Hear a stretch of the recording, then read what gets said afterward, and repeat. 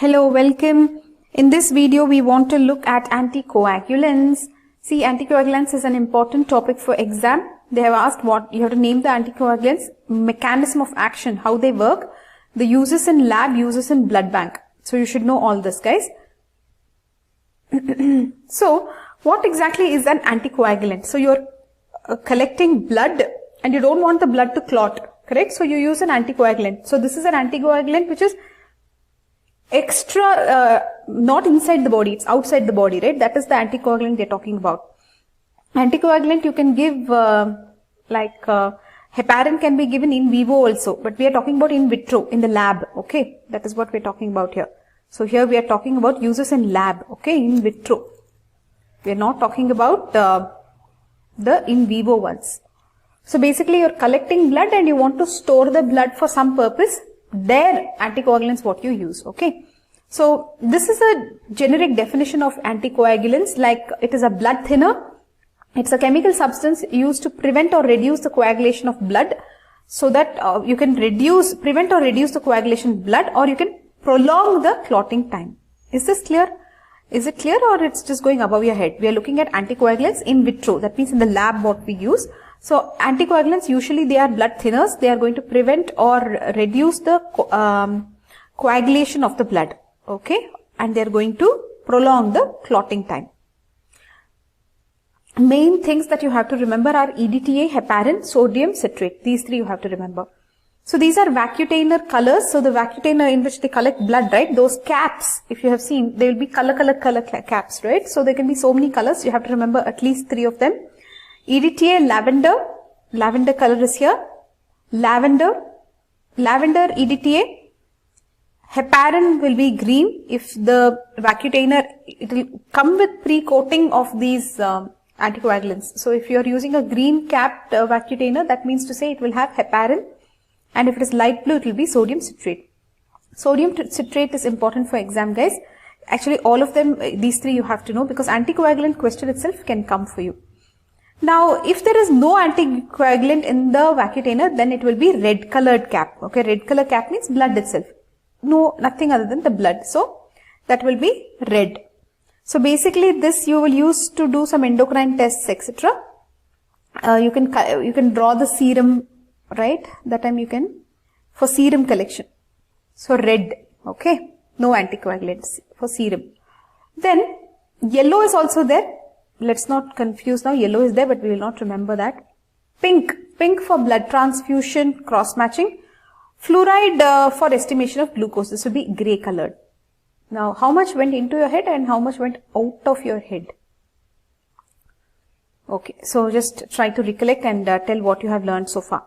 Anticoagulants, we learned that the examples are EDTA, lavender, heparin green, sodium citrate blue, light blue. Then we have other colors, like red means for serum, there will be no anticoagulant.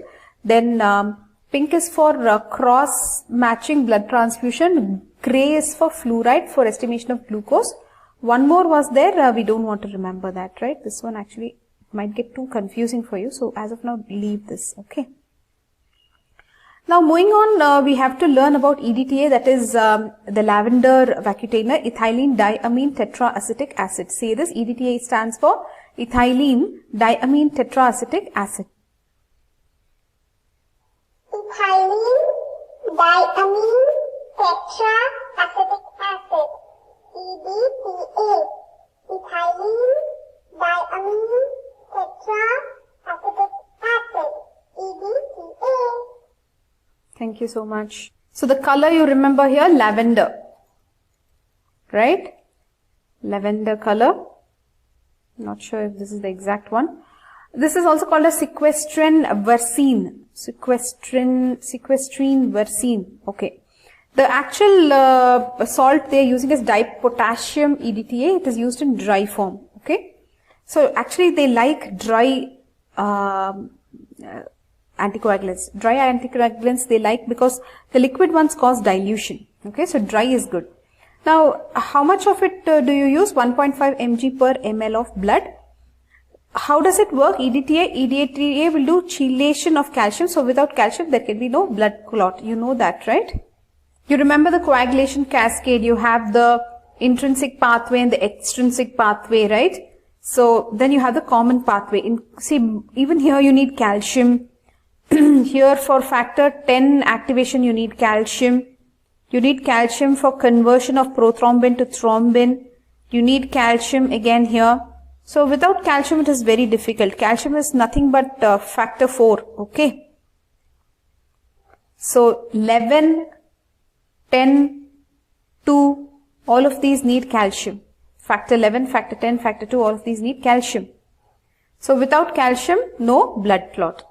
Now for what do you use this EDTA as anticoagulant? For routine hematological investigation. So whenever in physiology lab you are doing all the hemoglobin estimation, the RBC count, the WBC count, the PCV, the peripheral blood smear you are doing, reticulocyte count you are doing, electrophoresis if you are doing, everything EDTA only, okay, except ESR, right? ESR is not included here. Otherwise, whatever you are doing in physiology lab, everything will be EDTA only. Ethylene diamine tetraacetic acid will be given as the anticoagulant. Now, you cannot use it for coagulation test, etc. And it causes pseudo thrombocytopenia. So, don't use it for platelet estimation. You cannot use, right? So, can't use for platelet estimation. Okay. So EDTA is done, guys. Can you summarize EDTA? EDTA basically is ethylene diamine tetraacetic acid. Is that correct? Yes. And it is also called a sequestrin, etc. 1.5 mg per ml. 1.5 is it? 1.5 mg per ml. Yes. So you're using the dipotassium EDTA because it is available dry. So that is good, and it is more soluble or something. Yes. Then you didn't write that here. Write that here. It is more soluble, right? Is more soluble also. Okay. Then how does it, what is the mechanism of action of EDTA? It will chelate calcium. So when no calcium is available, there can be no blood clot. Calcium is required for activation of factor 11, 10 and 2. Prothrombin conversion to thrombin also needs calcium. So there will be no blood clot. For what do you use EDTA? You use it for estimation of hemoglobin, for hematocrit, for blood cell count. Then you can use it for electrophoresis, sickling. Then you can use it for reticulocyte count, for peripheral blood smear also you can use. You cannot use it for coagulation, for ESR, etc. You cannot use. As it causes pseudo thrombocytopenia, you cannot use it for platelet estimation, I guess. Very, very good. So now let us move on. EDTA is done. What is the next one we want to study? Heparin. Let's move on quickly to heparin. Heparin is, you already know about heparin, right?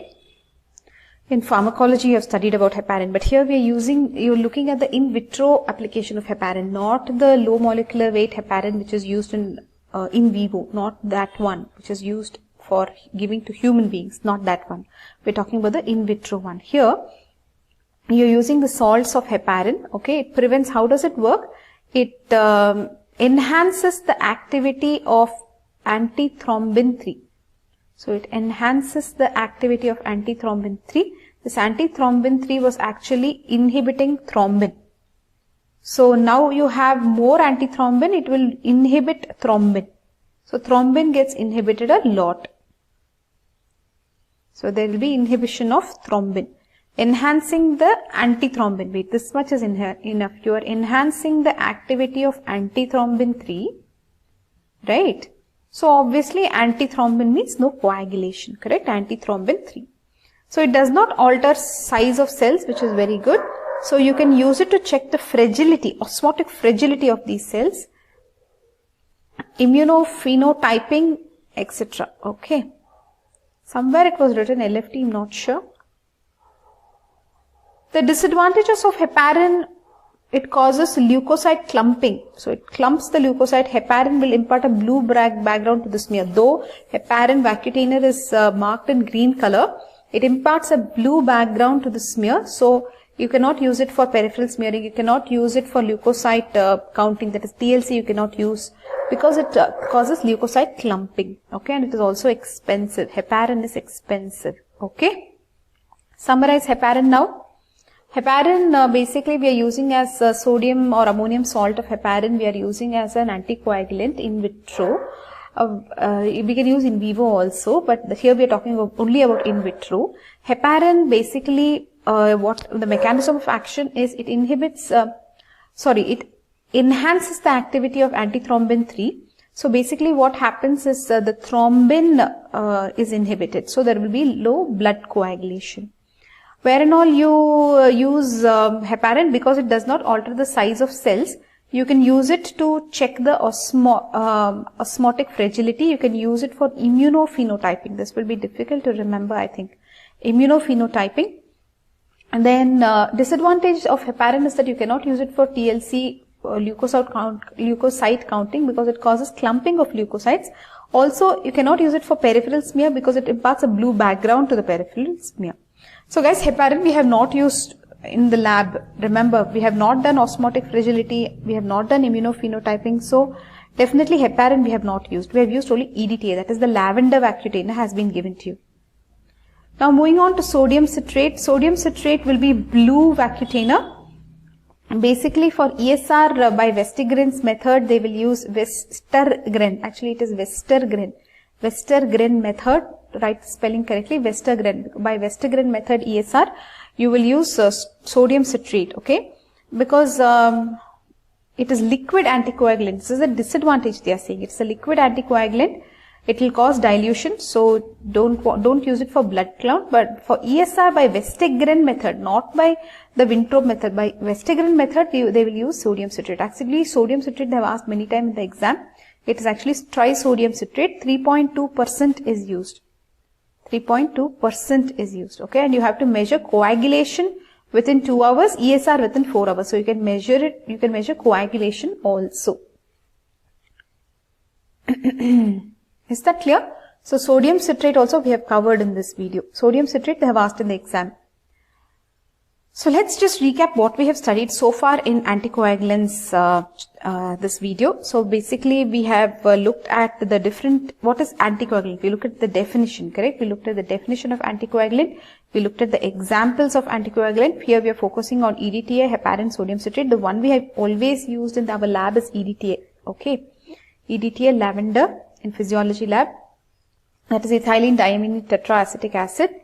How it will work is chelation of calcium. You should know the mechanism of action. All the routine things, hematological investigations we have used is EDTA only. So EDTA only we have used everywhere. Hemoglobin by Sahlis and all that. Then cell count also you have done. There also you used EDTA. Peripheral blood smear you have done. That also EDTA. Okay. Then what are the disadvantages? Pseudo-thrombocytopenia. Okay. Heparin basically we have not used. It is actually used to check osmotic fragility. Immunophenotyping, actually it enhances the activity of antithrombin 3. It is expensive also. We have not used heparin anyways. Sodium citrate, it is used for ESR by Westergren method, 3.2% sodium citrate. You can measure, you can check coagulation, and ESR also you can check. But it is a liquid anticoagulant, remember, and hence it causes dilution. You cannot use it for counting the blood cells. So that's all for now in anticoagulants.